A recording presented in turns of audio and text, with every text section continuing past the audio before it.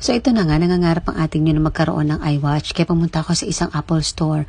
Patingin-tingin, pero my God, hindi na lang ako pala bibili. Napakamahal pala ni Techiwa. Hindi lang guys, nagre-require din siya ng updated iPhone para mag-work tong iWatch na to.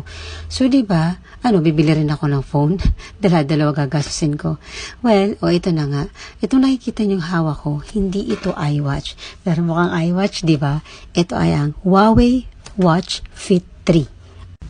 Yung watch face pala guys, pwede nyo ring palit-palitan. Parang katulad lang din ng iWatch. Tapos yung mga features ng iWatch, halos meron din to guys. Kaya nga nakakatuwa, and take note, hindi kasing mahal.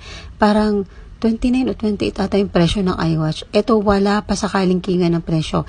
This is only 6,499 nung binili ko.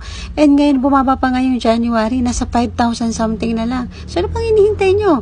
Have a smartwatch but not as pricey.